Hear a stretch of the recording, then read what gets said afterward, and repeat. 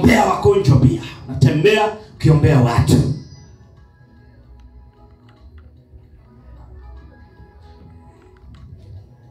Maana hata Yesu tunajua kwamba alifunga. Hallelujah. Glory to God. So, mausia ya Mungu yamefananishwa na kitu kilicho bora zaidi. Anasema mtu hataishi kwa mkate tu, bali kwa kila neno litokalo kwa kinywa cha Bwana. So mausia ya Mungu yamefananishwa na kitu kilicho bora zaidi. Mausia ya Bwana. Neno la Bwana linafananishwa na kitu,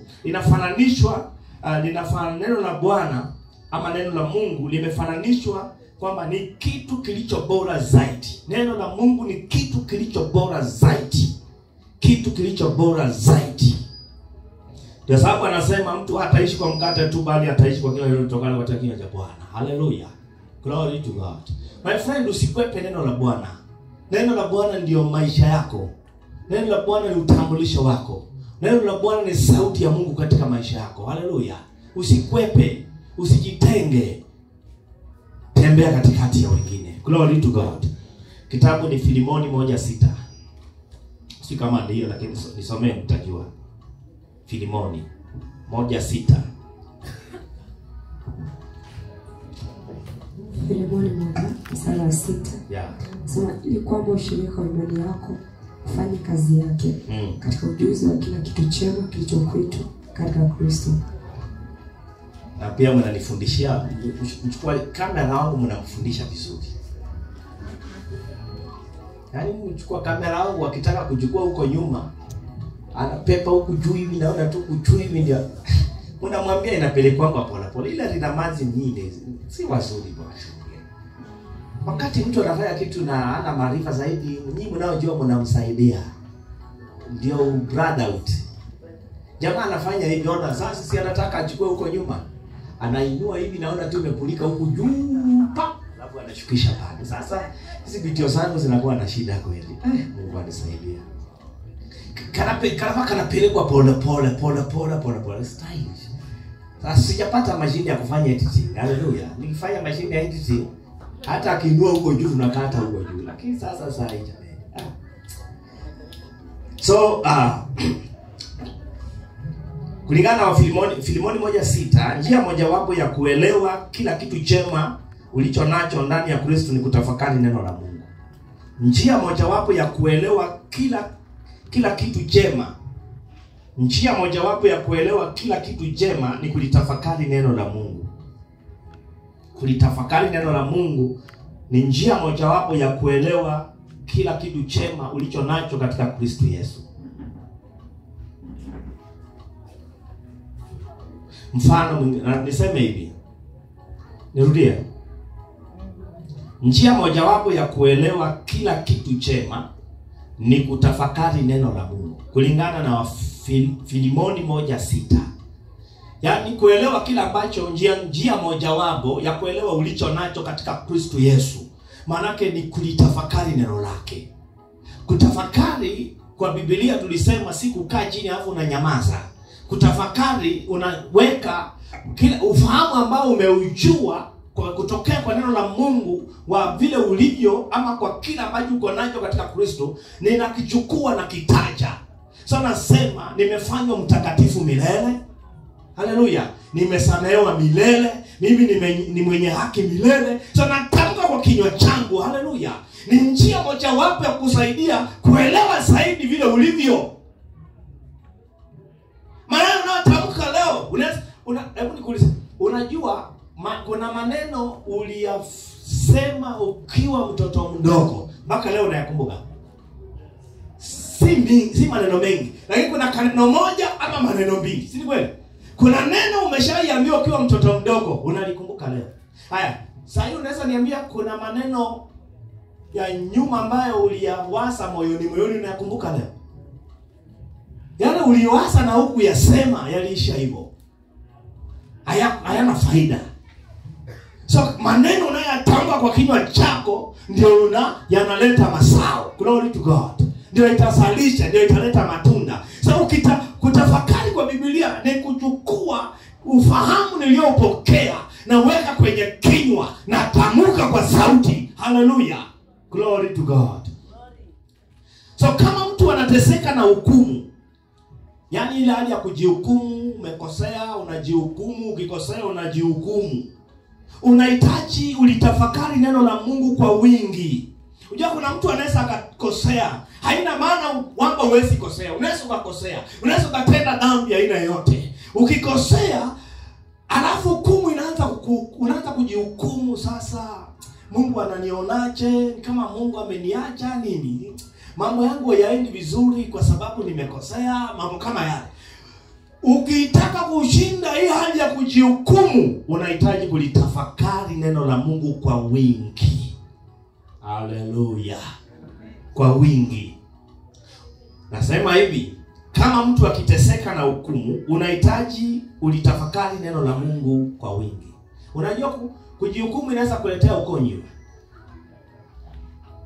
Kujihukumu kunaweza kukuletea ugonjwa kabisa, pressure, kisukari, vidonda vya tumbo, heart failure. Imekuja kama msungu mwenyewe. Na nimesikia mpaka maneno hata imenipotea. So unaona magonjwa, kuna magonjwa inaweza ikakuja kwenye maisha kwa sababu ya nini? Ya kujihukumu. Haleluya. Kujihukumu. So ukitaka kushinda hiyo unafanya nini? Litafakari neno la Mungu kwa wingi. Usikilize pia. Sikiliza fundisho ambalo linaongelea uhakika wa msamaha wa dhambi. Unasikiliza fundisho, unachukua fundisho unasikiliza ambalo linafundisha uhakika wa msamaha wa dhambi. Uhakika wa msamaha wa dhambi. Uhakika wa msamaha wa dhambi. Kuhesabiwa haki. Unajifunza, unasikiliza hizo audio ambazo kama kuna articles unasoma ambazo zinaongelea msamaha, uhakika wa msamaha wa dhambi, kuhesabiwa haki bure katika yeye. Haleluya. Unasoma na kusikiliza. Itaondoa ile hali ya kujihukumu. Unafanya hivyo mara kwa mara. Itafanya nini? Itaondoa kule kutokuamini ndani yako. Maana ukianza kujihukumu inaonyesha unatembea katika kutokuamini. So unahitaji kufanya nini? Kusikiliza mafundisho ambayo yanahusiana na kile ambacho kinakuletea hiyo hukumu ama kile umefanya na kinasababisha hiyo hukumu. Sikiliza mafundisho ambayo inakujenga mahali pale mpaka unajijenga, unakuta kwamba kutokuamini kumetoweka kwa jina la Yesu. Amen. Glory to God. Kazi ya kwanza neno la Mungu ni kukuonyesha kila kitu jema ulicho nacho ndani ya Kristo. Kazi ya kwanza ya neno la Mungu ni kukuonyesha kila kitu jema kila kitu jema kilicho kwetu ndani ya Kristo. Kazi ya kwanza ya neno la Mungu. Ni kazi ya neno la Mungu kufanya nini? Linakuonyesha kila kitu jema kilicho kwetu ndani ya Kristo. Kulingana na Filimoni 1:6. Ni kazi ya neno la Mungu kukuonyesha kila kitu jema kilicho kwetu ama kilicho ndani yako ndani ya Yesu Kristo. Haleluya. So wewe ukajua kile ambacho ulipokea katika Kristo wakati ambapo unajitenga na neno la Mungu. Glory to God. Second Peter chapter 3 verse 18. Pita. Nasoma. Second Peter chapter 3 verse 18. Kwa Petro 3 mstari wa 18. Sema lakini kuweni katika neema na katika kumjua Bwana wetu. Na katika kumjua Bwana. So kule kukua ni kumjua nani? Kumjua nani? Bwana wetu. Na Mwokozi Yesu Kristo. Na Mwokozi Yesu Kristo. Tukufu ni sasa na milele. So kuna kukua katika neema. Sikiliza. Kukua katika neema manake ni matokeo ya maarifa. Kukua katika neema ni matokeo ya maarifa. Ni swala la ufahamu uliojazwa neno la Mungu. Kukua katika neema ni matokeo ya maarifa. Huwezi ukakua wakati ambapo haujilishi maarifa. Kukua katika neema ni matokeo ya maarifa. Ni swala la ufahamu uliojazwa neno la Bwana. Maarifa ni kila ambacho linawasilisha kwako sasa hivi. Kila ambacho linafanya sasa hivi ninakupa maarifa. Haya maarifa yakija kwako yanafanya badilike yawe ni ufahamu. Haleluya. Yakishakuwa ufahamu, Sasa ule ufahamu utakusaidia kutenda sawa sawa na kila ambacho neno linasema kwako. Haleluya. Ufahamu utakusaidia utembee sawa sawa na mapenzi ya Bwana. Glory to God. Ufahamu utakusaidia uweze kutii sauti ya Bwana. Glory to God. Glory to God. Unakuwa kweli? Wewe mtu akikuuliza, wewe mwenyewe ukikaa chini ukajioji, unakuwa unachukua unapiga hatua. Pia kuna watu wengine wako hivi. Unaona stairs kama hii. Hii ya kwanza. Hayo, wangapi wameshaiona kwa gym? Kuna ile kitu kinakimbia hivi. So wewe unakimbia hiyo usongi. Wale mnakijua kile. Ama wale mlienda Nakumatt ya wajana ile ya Nakumatt, ile ya Nakumatt unakanya ile ilikuwa ya Nakumatt unakanyaka hivi inatembea na wewe kienda.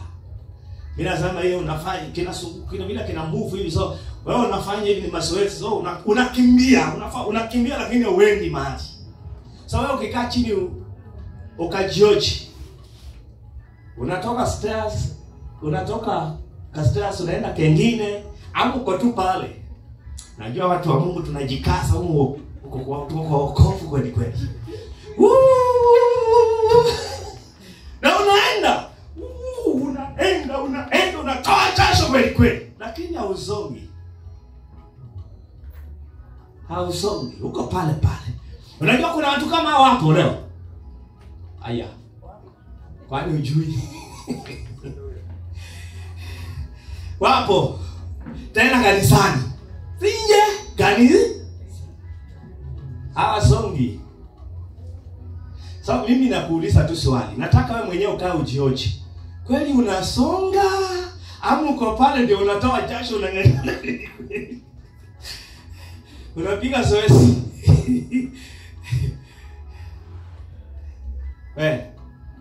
Unajihisi, unatafakari ama hata sema unajioji? Nataka kwanza kuuliza kuanzia hapa amejioji amepata nini? Unafaa ujione. Hebu nikuuliza tu swali. Wewe wale mnaishi kwa nyumba za juu. Unatembea ukajikuta kwamba unatembea lakini haujasonga hatua. Uko pale hujafiki kwa nyumba. Saa moja ndio hiyo. Chameni, kwani kuna kaja mtu amenichawi nini? Saa 2. Saa 3. Yaani umekaa pale. Wewe mwenyewe utajihisi aje? Kuna kitu, there is something wrong somewhere, si ndio? Kuna kitu hakiendi vizuri. So kama umejioji ukaona kwamba hakuna hatua unapiga, kuna kitu hakiendi vizuri kwa maisha yako ya wokovu. Hallelujah. You need to change. Tuko pamoja. Unahitaji kurekebisha. Haya. Nina swali. Uko hapa kanisani. Kuna mtu ambaye unamjua hapa kanisani ameongeza hatua. Unaona vile anahudumu, vile anatembea wake, amepiga hatua. Inua mkono wako juu. At least kuna mtu unajua, naweza nikasimama nikasema huyu hakuanza hivi, amesonga, si ndio? Hebu nione mkono. Nina swali. Na wewe mwenyewe ukijioji, licha kwa unaona mwingine, na wewe ukijioji unaona umepiga hatua ama bado uko pale, uko kwa zoezi, uko kwa gym.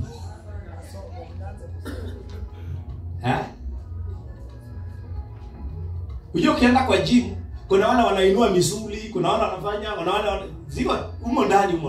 So kuna yule naye yake tu hata afiki mahali. So wewe umechukua hivi kanisani. Unatengeneza misuli ya homa.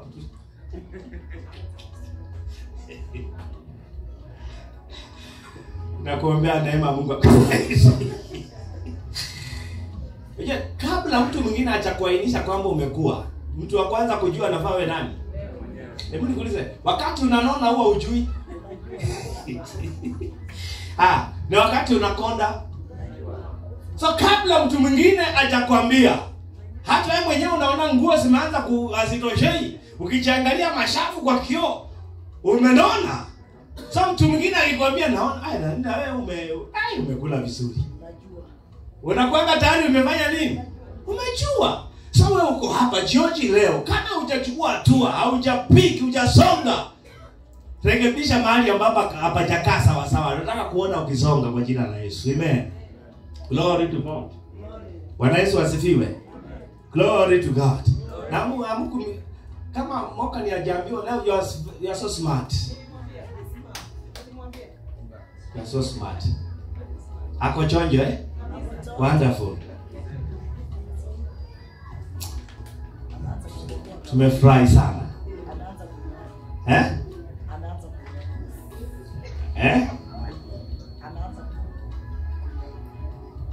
Sawa. Lakini ako smart, si ndio? So kukua katika neema, chilishe maarifa, toke ufahamu wa kutosha, yale maarifa unakuwa. Kukua katika neema ni kukua katika maarifa ya neno la Kristo. Kukua katika neema ni kukua katika maarifa ya neno la Kristo. Kukua katika neema ni kukua katika maarifa ya neno la Kristo. Kukua katika neema ni kukua katika maarifa ya neno la Kristo. Kukua katika neema ni kukua katika maarifa ya neno la Kristo. Neno la Kristo likija, maarifa yakija kwako, neno la Mungu linakuja kwako kama maarifa. Neno hili likishakuja kwako kama maarifa, linachakatwa ndani mwako. Likishapitia mchakato, linasalisha ufahamu. Sasa nitatembea kwa kila ambacho nimefahamu. Ufahamu una maana ya kujua. Ninakuwa nimejua vile nilivyo. Ninajua wajibu wangu. Nasimama kumtumikia Bwana. Hallelujah. Glory to God. 1 Peter chapter 2 verse 2. 1 Peter 2:2. Tunakuja tumalizia hapo tu. Na hata sijasonga mahali. Yaani mambo ya Mungu ni ajabu ajabu tu yani. Waraka wa kwanza Petro. Mbili. 1 Peter 2:2. Kama watoto wachanga waliozaliwa sasa. Kama watoto wachanga waliozaliwa sasa. Yatamanini maziwa ya akili. Yatamanini maziwa ya akili. Yasiyogoshiwa. Ili kwa hayo mpate kuukulia wokovu. So cha kwanza ili mtoto akue ni kulishwa aina ya yani inategemea chakula anachokula. Ili mtoto akue inategemea ni nini anakula, aina ya chakula. Sasa kumbuka, neno la Mungu kitu cha kwanza linakufanya wewe kuwa mtoto. Unaposaliwa katika neno la Mungu linakufanya kwanza uwe mtoto. Hallelujah. So hilo neno la Mungu ndio linakufanya ukue. Glory to God. So ili mtoto akue inategemea chakula anacholishwa. Glory to God. Neno la Mungu ni kama chakula, food. Ni kama chakula. Kulingana na Petro, kukua katika neema ni kukulia wokovu. Hilo neno linasema kukulia wokovu, si kukulia wokovu. Kulingana na Petro, kukua katika neema ni kukulia katika wokovu. Au kukua katika wokovu. Kukua katika neema ni hali ya kukua, yani unakuwa, unapiga hatua, unajifunza, unapokea maarifa kwa wingi. Maarifa inazaa ufahamu, unachukua hatua, unajitambua, unamjua Mungu, unajua kazi zake. So anasema yatamanini ni sawa na kukua na shauku. Anasema yatamanini. Kutamani ni sawa na kuwa na shauku. So kila mtu kanisani anafaa awe na shauku ya kukua. Na kama anataka akue, inategemea aina ya chakula anachokula. Hallelujah. Glory to God. Ya watu wengine kanisani wanafundishwa vitu vya ajabu. Hawezi akakua. Watu wako kanisani kuwa mzee ama yani kwenye kanisa mtu anapoitwa mzee. Kwenye kanisa mtu unaposema mtu amekua, si kwa umri, ni kwa neno. Haijalishi unaweza kaa miaka mingi kwenye wokovu, lakini wewe bado ni mtoto. Maana kazi yako unafundishwa hofu. Kutokuamini ndio unafundishwa. Unaambiwa kuna madhabahu inakutesa. Ukishaambiwa hivyo na mchungaji akukuombea, tayari hauna amani, una hofu. Unaanza kuwa ndio sababu mambo yangu haendi vizuri. Akwambia ndio. Tafuta 6,000 ulete tuvunje madhabahu. Kidogo unaambiwa shangazi yako wako na chini. Hili chini ndio linahangaisha familia yenu. Oh my God. Kidogo amekuja na fundisho, anakuambia nyota yako iliibiwa. Sasa iliibiwa saa ngapi? Yaani unalishwa makorokoro tu. Unalishwa korokoro tu. Baba anaambiwa nyota iliibiwa. Mwingine anaambiwa nyota yako ilifunikwa, inahitaji kusafishwa. This is not teaching of Christ. Haya ni mafundisho ya kipepo na si mafundisho ya shetani, si mafundisho ya Yesu Kristo. Haleluya.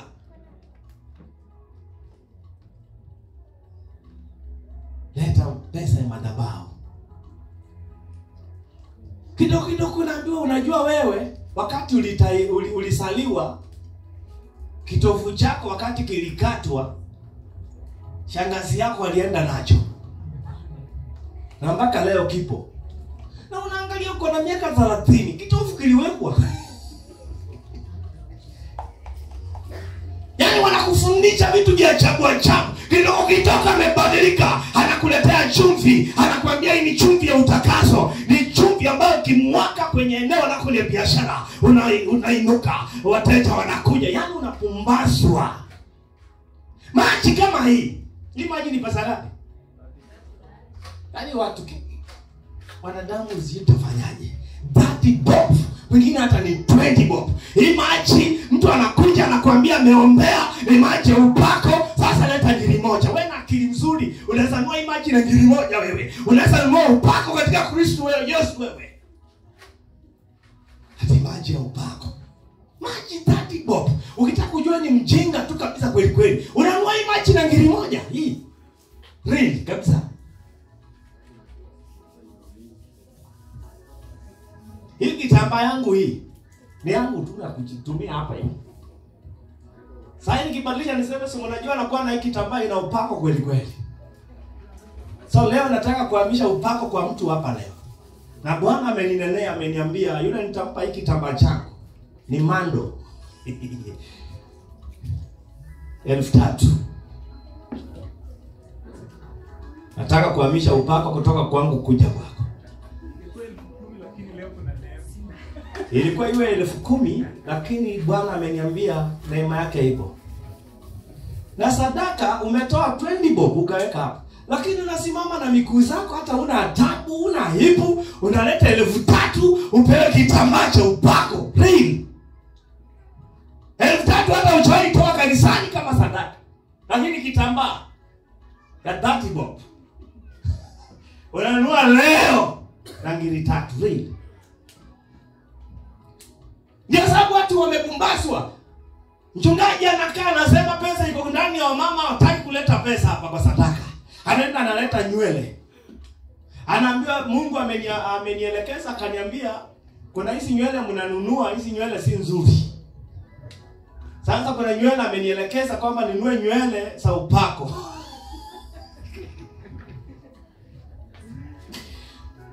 Nywele yenye inahusu 2,000, anakusia hii ni 6,000.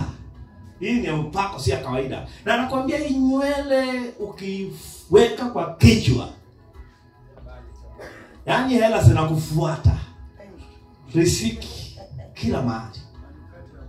Manukato ya Bwana. Unanukia manukato. Na wewe unasema tu amen. Kama hujaoleka. Kama yule nilisikia misumari, yule misumari alisema kwamba ukienda kugonga kwenye shamba la mtu una possess shamba. Yaani wanadamu tufunguke akili. Mungu haabudiwi kwa vitu. Mungu anaabudiwa katika roho na kweli.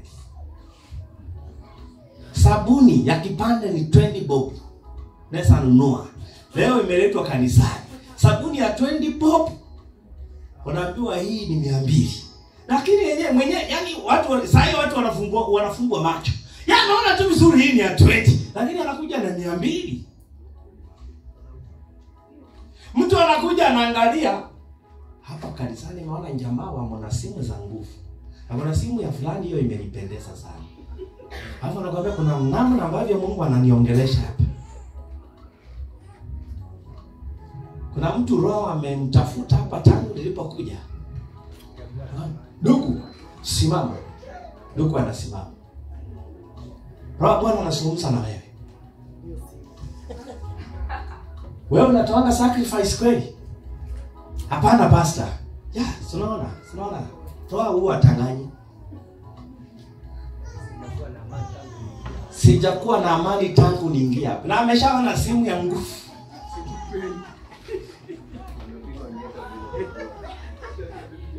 Ya tangu nimeingia hapa nimekosa amani, na nikaniuliza roho wa Mungu shida iko wapi. Na akanielekeza mpaka kwako.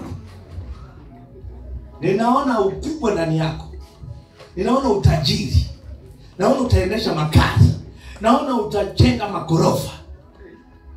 Lakini Bwana ananiambia unahitaji kusacrifice kitu ambacho uko nacho leo. Kitu ambacho unaona ni cha thamani uko nacho leo.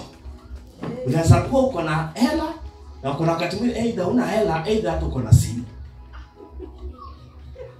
Na hiyo simu maana kama ni hela kulingana na roho Mungu ananielekeza kwamba unahitaji utoe zaidi ya 5,000. Isiwe chini ya 5,000. Na kama ni simu na unaweza kuwa roho Mungu atangani. Unaweza kuwa na simu na hiyo simu ni zaidi ya 5,000. Hiyo roho Mungu anasema iko sawa. Na unasema tu leo Mungu amenionekania. Hii panda ilikuwa yangu leo. Baba ameniona. Yaani kitambo mhubiri amalize, ulishatoa laini. Unaleta mikuuni mwa mtume. Umenyang'anywa simu yako. Kesho hata si kesho, hiyo tu jioni umeshaanza. Na nisi unipeko simu yako niweke laini. Na kufukusa kweli kweli. Wakati ulipata upako tulipata na wewe, si upako ni wako. Sipange wewe, kuwa tu mteja. Kuwa tu mteja na umejaa upako. Mungu atusaidie. Glory to God. So watu wanahitaji kukubali kukua, watoka pepeteshwa, nini kuyumbishwa na kila aina ya mafundisho. Mtu anakuja na kama sasa hii. Kuna fundisho lingine nalo limeibuka tu linaitwa mesa ya Bwana. Yaani sasa kila mapasta ni mesa ya Bwana. Kila mapasta ni mesa ya Bwana. Ndio. Mungu atufungue macho. Sasa mesa ya Bwana ya saa hii imekuwa ni nzuri kuliko zile zimekwanga hapana nyuma. Maana ya saa hii inaonekana kuwa ni special. Ndio ni kama ndio msimu. Watu wakisikia mesa ya Bwana mpaka wanatoka Kakamega, wengine wanatoka nchi zingine, wanakuja kukamp. Chenye wanataka kukula tu ni juice. Either mkate imetengenezwa special kama ile ya Catholic ya Sacramento. Ndio imekutoa Tanzania, umekuja Kenya kula kakikombe kadogo hivi ka juice za Sacramento, kamkate kadogo hivi. Fare yenyewe kwanza nimetumia kuja na kurudi. Ungenunua hiyo juice huko ukunywe huko na mkate ushibe. Wewe ukikaa na akili yako Yesu Kristo anaweza fananishwa na vitu. Yesu tayari anakaa ndani yako. Yesu ni a spirit. Mungu ni roho. Tunamwabudu katika roho. Haleluya. Si katika vitu. Hiyo juice ukinywa sasa hivi, dangani hata ushipi. Kwanza sijui kana potele yako humu ndani ya tumbo. Maana hii hata sijui kama utaenda choo. Haka anakwama tu hapa kwa meno kanaisha.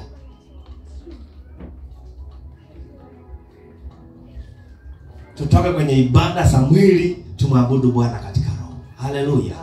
Glory to God. Tuachane na vifuli kama vile Pastor Audio amesema, tumwabudu Bwana katika roho na kweli. Neno kweli pale, ukiangalia neno mwabudu Mungu katika anaposema na watafuta atakao niabudu katika roho na kweli. Neno kweli si kinyume cha uongo. Ukiangalia neno la Kigiriki pale linazungumzia kitu, yani kwa uhalisia, kitu chenyewe. Kumwabudu Mungu katika roho na kweli. Kweli manake ni chenyewe, ndio ibada halisi, ndio ibada yenyewe. Glory to God. Ndio kitu chenyewe. So tunamwabudu Bwana katika roho, maana ni roho. Katika uhalisia. So tunamwabudu Mungu katika uhalisia. Tumepokea yeye ndani yetu. Hallelujah. Glory to God. Bwana Yesu asifiwe. Hallelujah. Tunaitwa ibada za handkerchiefs. Ibada za mafuta. Baka hivi tumefanya ubiri wamekuwa hafifu. Ni vichupa tu vya anointing. Yule ambaye ana pesa mzuri anatuna tu vichupa kadogo hivi. Wengine wako nazo unapuliso na mafuta.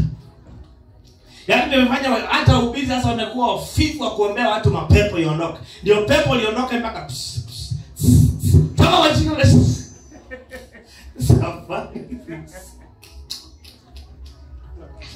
Haja nikuibia siri.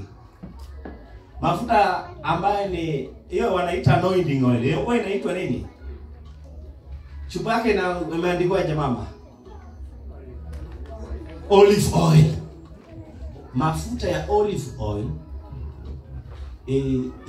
iko gong. Ni nzuri sana kupika mboka. Kwanza unatumia tu kidogo. Wajana hii nyingine.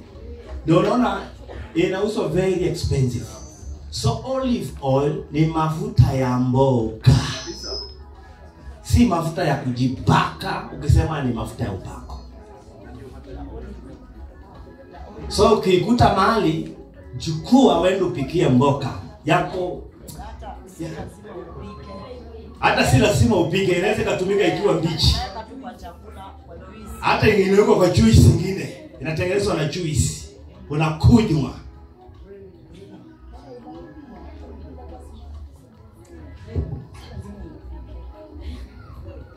So kama olive oil mafuta kupikia mboga. So inaonyesha tunaweza kuiweka kwenye kundi la mafuta ya mboga.